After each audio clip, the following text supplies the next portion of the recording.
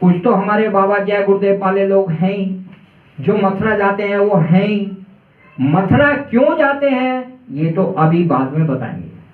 लेकिन जैसे सब मत, मान लीजिए कोई गुरुदेव वाले हैं, कोई दूसरे वाले हैं, कोई तीसरे वाले हैं, यदि कोई देवी देवता वाला है वो भी यहाँ बैठा है, किसी भी प्रकार के अपने इष्ट सबके होते, तो वो क्या कहते हैं, अरे भैया सब देखें मेरा बढ़िया, सब देखें भाई, मैंने तो सबको दुनिया में घूम के देख लिया, परख लिया, मेरा बढ़िया।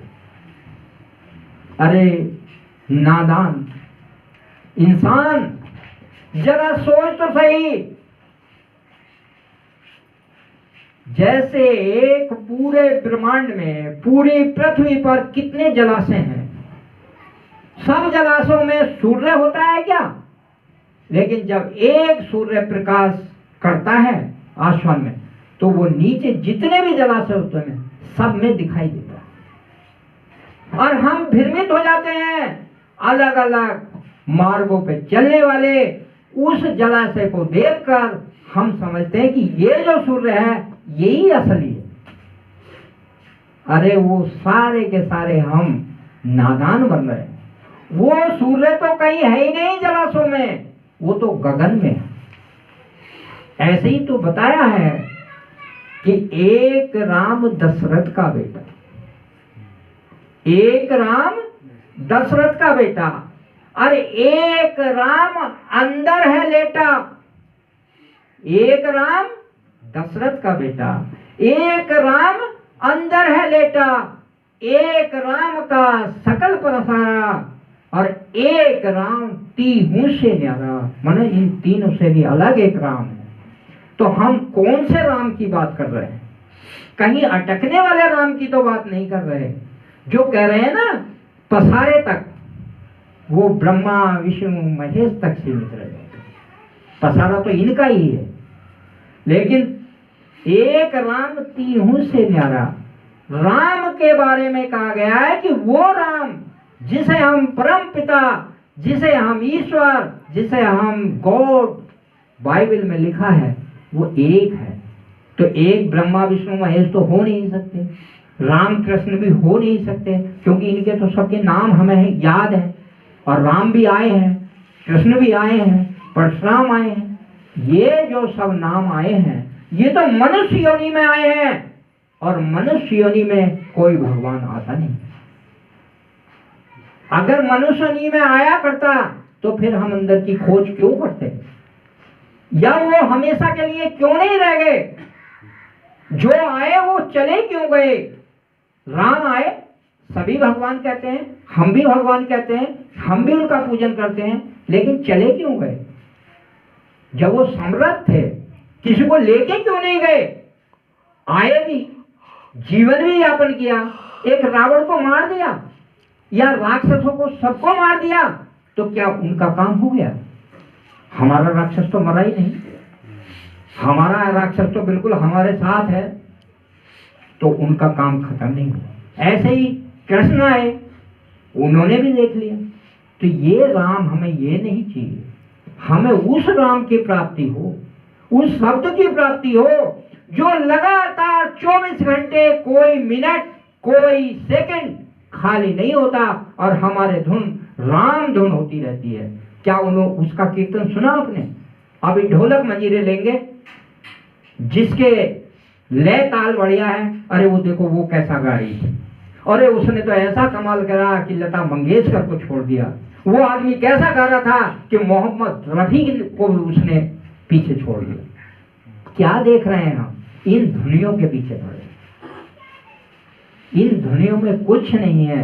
जब आप दूसरी ध्वनि को सुनेंगे, अनंत को सुनेंगे, उस वाणी को सुनेंगे, तब देखिए आप उधर से हट ही नहीं सकते, उधर से तब नहीं हट सकते, क्योंकि वो है जिसमें आनंद मिलता है। हम यहाँ कहाँ ढूंढ रहे हैं आनंद?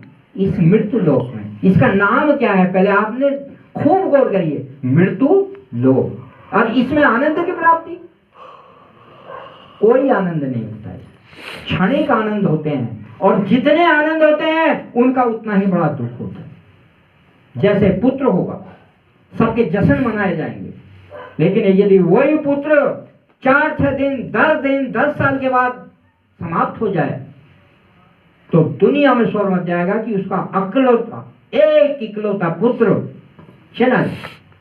अरे उसने तो अपना समय पूरा करके गया, लेकिन जो सुख, जिस आनंद को हम कह रहे थे उसके मिलने पर, उसके बिछड़ने पर कितना हमें दुख हुआ। यदि वो मिलता ही नहीं तो काहे का दुख होना था? क्यों? हुआ ही नहीं था। तो दुख वही है जो हमें सुख पहले दिखाता है और बाद में मिटाता है। तो हमें इन सुखों के दुखों के पीछे दौड़ने की एक लालसा बनी। मैं जानना चाहता हूं कि कितने लोग संत मत में आने के बाद अपने गुरु वचनों पर चलते हैं। मात्र छोड़िए साधन भजन को।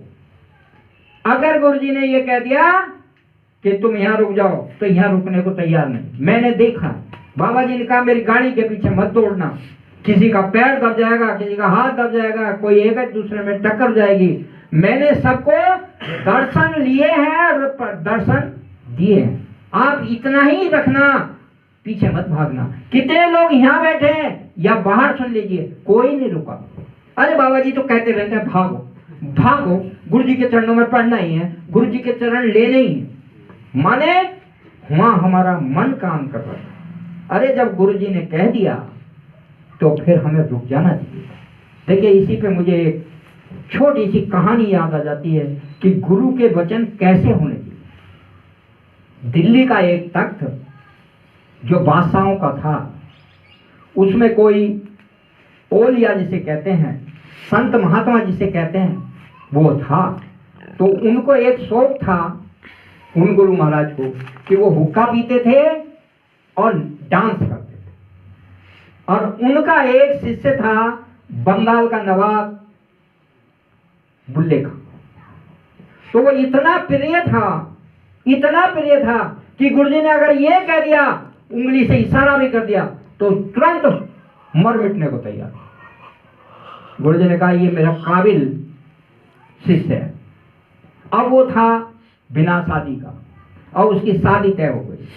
तो शादी में वो अपने गुरुजी को कहने लगा, क्योंकि नवाब था वो भी, कि गुरुजी मेरी शादी में आना है। गुरुजी ने कहा अच्छा ठीक, आ जाओ। अब वो चला गया शादी के लिए बंगाल।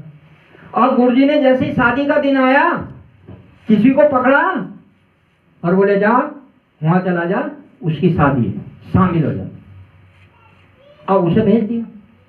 अब उसने देखा यार गुरुजी आए नहीं, गुरुजी आए नहीं, गुरुजी आए नहीं, और उसने उसकी अनदेखी कर दी। अरे ये थोड़ी है गुरुजी यार, अब हम बुला रहे हैं गुरुजी को, भेज दें डॉक्टर साहब को कोई, तो इनको हम कैसे मान लें ये गुरुजी है। और उसने जो है अनदेखी कर दी। खाने को नहीं पूछा, चाय को नहीं पूछा, पानी को नहीं पूछा। लेकिन जैसे ही ताशे बजे, जैसे ही डीजे बजा, वो भी नाचने लगा। कौन? जो गुरुजी ने भेजा। लेकिन उसने नहीं पूछा, बुल्ले खां ने नहीं पूछा, क्योंकि उसे तो लग रहा था कि राम प्रसाद उमरी वाले। नहीं पूछा और वो वापस अपने दिल्ली आ गए। तो गुरुजी पूछ रहे डंडे से, बता वहां क्या क्या हुआ। क्योंकि जो समृद्ध गुरु होते हैं वो तो घट घट के पास ही होते हैं। तो वो कह रहा नहीं जी गुरुजी सब मौज रही। बोले तुझे खाने को भी पूछा? तो एक बार क्या बेटा हाँ, और लट्ठी मारी घुमा के, कैसे झूठ बोला, खाने को पूछा तुझे? बोले गुरुजी नहीं। तो बोले झूठ क्यों बोला? कि वो मेरा गुरु भाई था, भूल हो गई उससे, मैं उससे आपसे जो है झूठ बोल। ठीक है आने दे, मैं देखता हूं। अब शादी के बाद वो जो है फिर और जैसे ही आया गुरुजी ने सीधे सटेल दिया।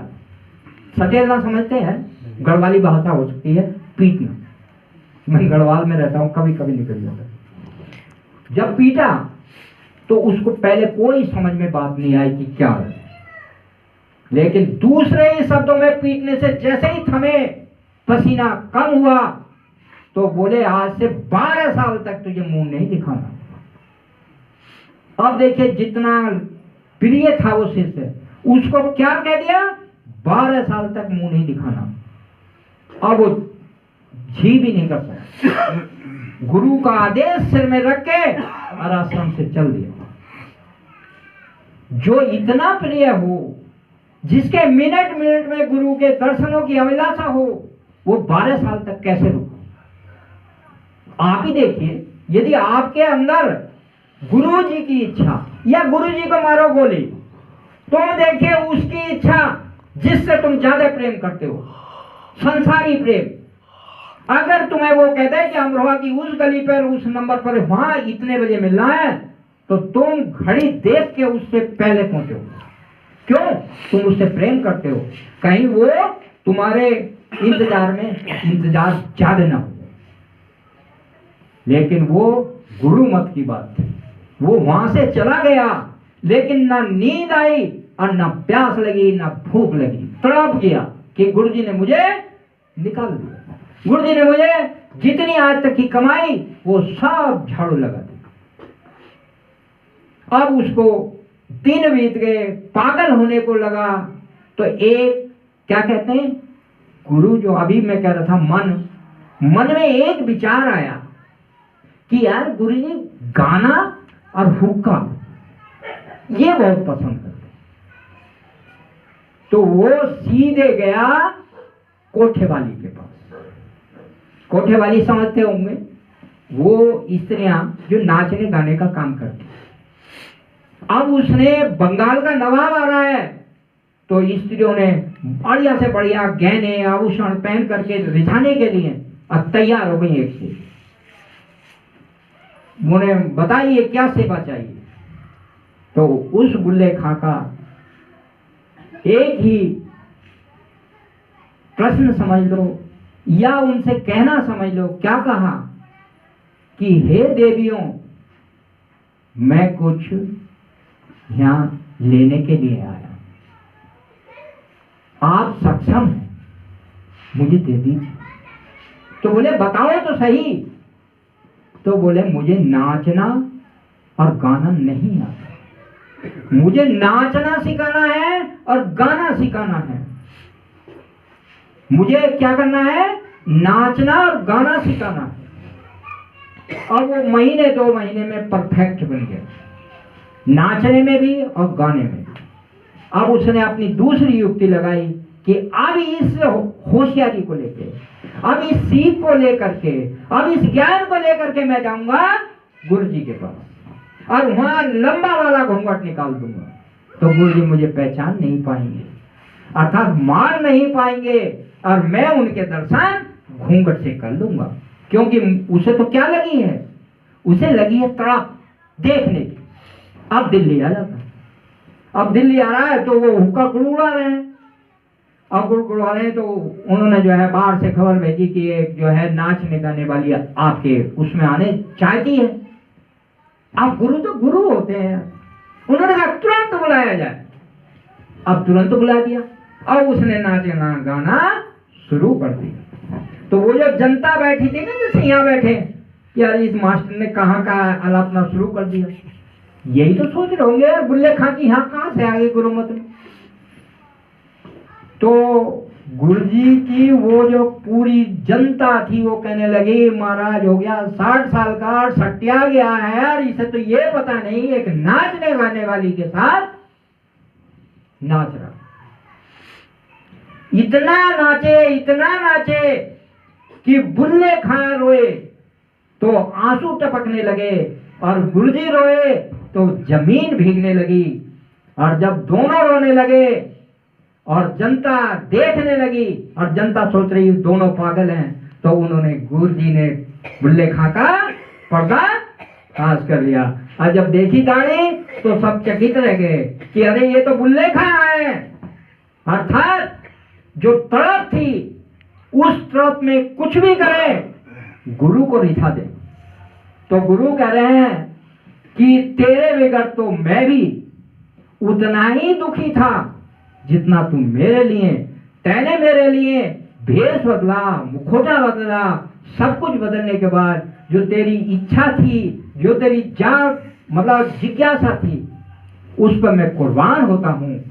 और आज मेरा समय पूरा हो गया, मैं इस तख्त का मालिक तुझे करता हूं। यदि हमारे अंदर भी एक बिल्ला बुल्लेखा हो, एक बिल्ला जिसे तड़प लगी हो अपने गुरु से मिलने की, तो गुरु जी तुरंत दर्शन देते।